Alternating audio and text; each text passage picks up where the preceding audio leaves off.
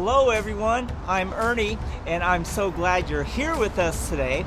Today I would like to show you how I use the Poor Man's Sluice box, which is actually just a 5-gallon bucket, and I use it to clean out my rocks and things that I bring home from Gold Canyon and other places. And so join me in this process and in this technique, and let's get going. All right, before we get started, I wanted to show you a couple of pieces of tools that I'm going to use on this Poor Man's Sluice box. Let's take a look. All right, before we get started, I want to show you the setup. We have two 5-gallon buckets of material that I had brought home. And the reason why I only have it about a third full is because when there's more than that, it makes it a little more difficult to work with. And so that's the reason why I have it at that level. Secondly, I have my new replacement Bauer drill. The other one had broke, and so I picked this one up about I don't know, 3-4 months ago, and this is the first. I just took it out of the box about 20 minutes ago.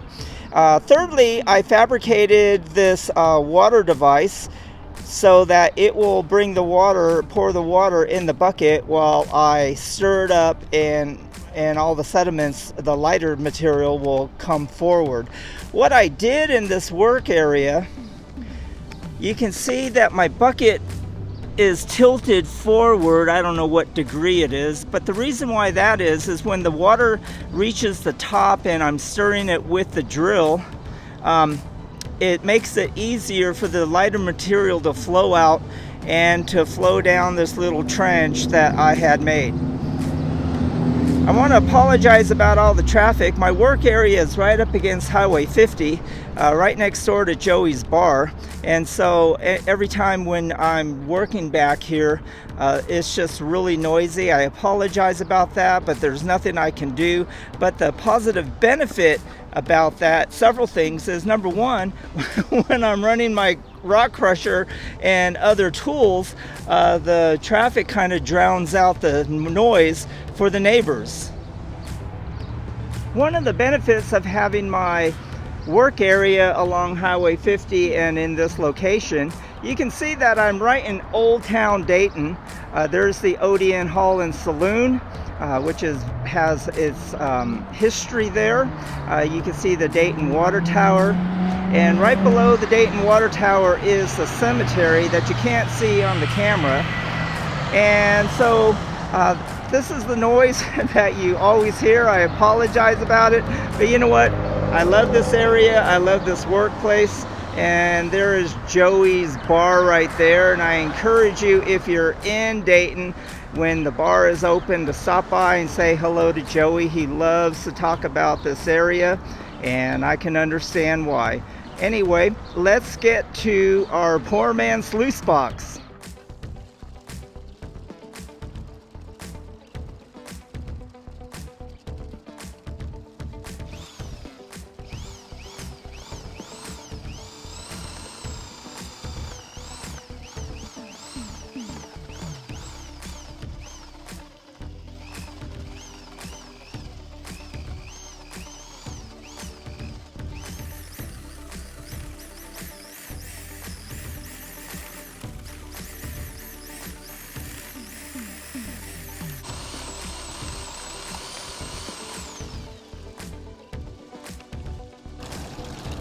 Guess I need to tighten that down again.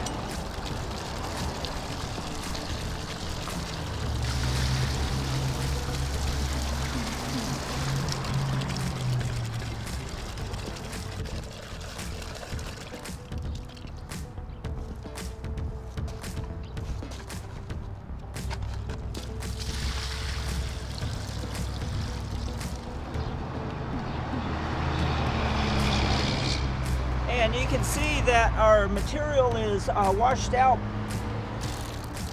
pretty good.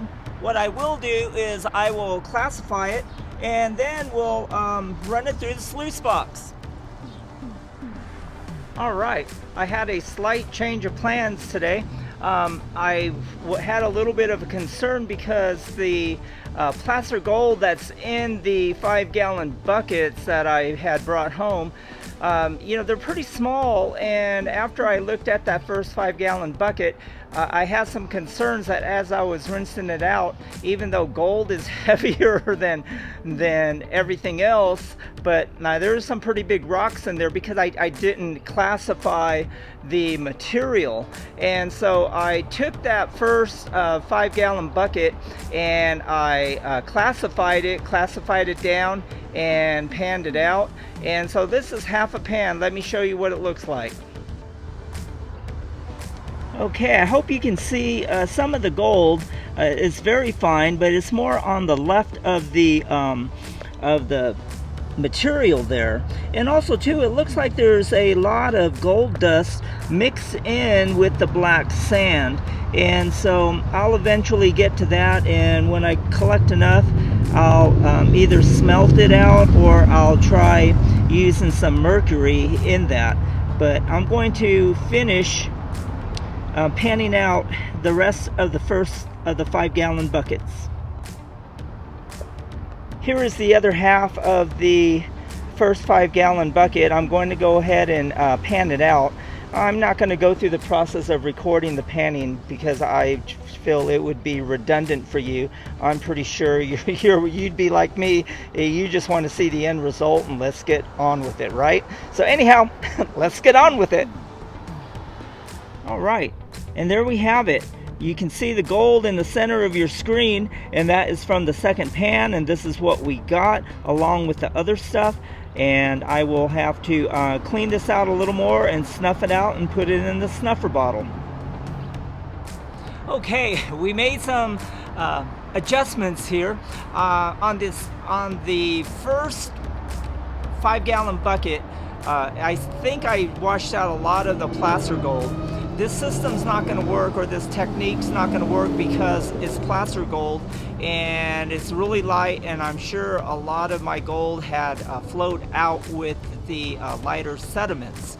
And so I'm going to have to modify the poor man's sluice box, rig up some type of a screen on the bottom to classify the gold out so it will go into another bucket.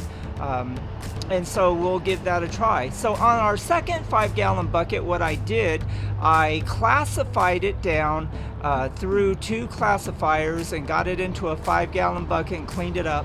And so the next step that I'm going to do, I'm going to run it through my really expensive $40 sluice box that I got on sale last summer, or actually the summer before. No, it was last summer in Carson City, Nevada. You can buy one of these on Amazon for about 80 bucks. I got this one at the Tractor Farm Supply for $40 on sale. And so we're gonna give this a try and see how it works out. And I'm pretty positive that we're going to get more gold out of this 5-gallon bucket than the first one. So let's get going. Here is what we did with the second 5-gallon bucket. We ran it through 2 classifiers, a 1/4-inch classifier. Actually, it looks like a 3/16 and a 1/4-inch. I'll have to get my measuring tape and find out exactly what it is. And you can see the material that we got down at the bottom. The rest of the rocks I had discarded off to the side in my rock pile. And so we are going to take our concentrate that's right down here and run it through the sluice box. Let's get to it. Okay, what I'm going to do, I'm going to feed my material into the sluice box here, and what happens is the sluice box will hopefully capture all the gold, and the excess will come into this into this gold pan. And what I'll do, what I like to do, I like to pan out what's in here to see if this sluice box has been missing any gold. But so far, all through last summer, every time I ran plaster gold through here, it was able to catch it all. I haven't lost any into the gold pan, but let's give this a try and see what happens.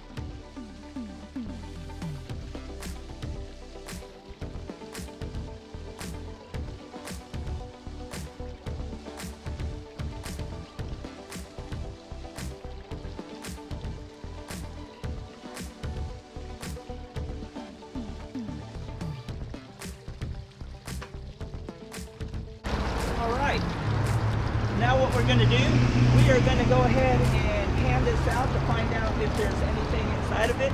Then after that, we will take the sluice box and rinse it off into the 5-gallon bucket and then pan that out. Let's go do it. All right, we panned the gold pan out and there was nothing in it, just like normal, so that's a good sign. Now we're going to take this off and rinse it into a 5-gallon bucket.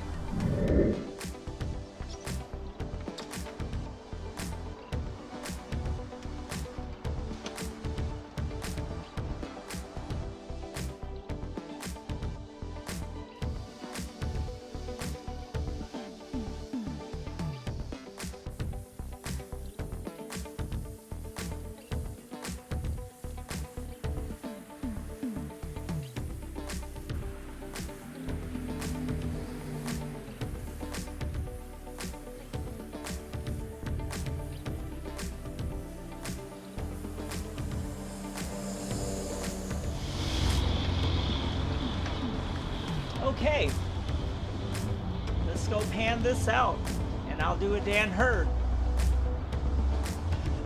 I love Dan Hurd. All right, what I did, I put some fresh water in here because I like working with clean water. And so I'm adding a little bit of jet dry. Jet dry breaks up the surface tension. And let's get to it.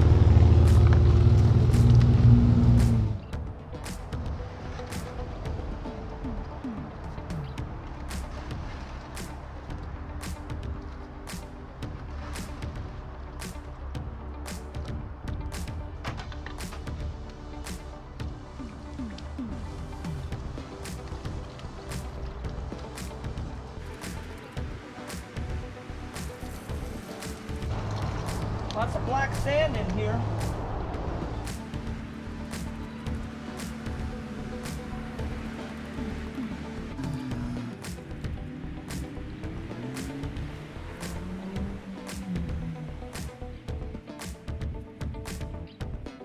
As I begin to wash this out, I keep an eye on the back to make sure I'm not losing any gold. And a lot of times I won't get all of this out right here if I can't see it very well, because I don't want to lose any of the gold that might be inside there.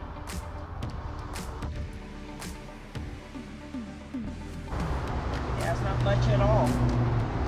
Yeah, it's really nothing much. You can see 2 small pieces. I don't know if you could see it. Actually, I can't even see it. Yeah, they're right about there. Not much at all. But I would still snuff it up because I could clean it out in either my blue bowl or my Miller table.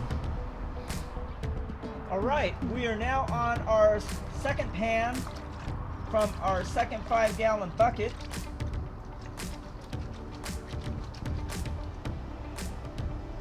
And let's see how this does. The first pan was pretty sad. Oh yeah, this is much better.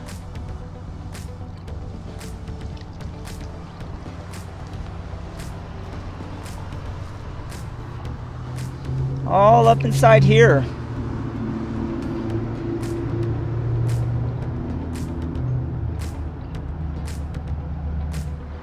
Well, we're going to wrap this up.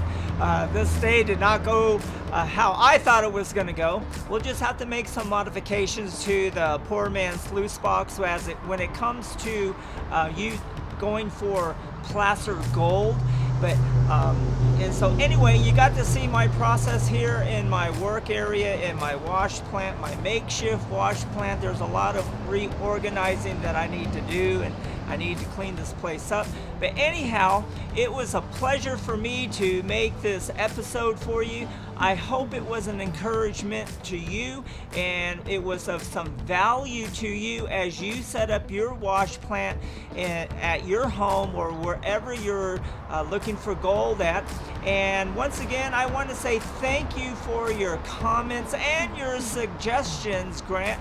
I really appreciate that, and we'll get it into action soon.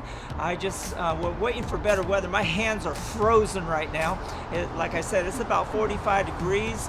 And anyhow, later on this week, towards Thursday and Friday, we're supposed to hit the 70s, and things will dry out, and I'll be able to get on the Coyote and head out to the hills and get into some mine shafts. Actually, there's a sketchy one that we want to get into. And so anyhow, thank you for joining us today, and if you like this episode, please smash that like button, share this video if you think that others would be encouraged by it, and if you haven't subscribed to our channel, please hit the subscription button. We would deeply appreciate it. Thank you for joining us, and have a great day and enjoy your time looking for your gold and sightseeing.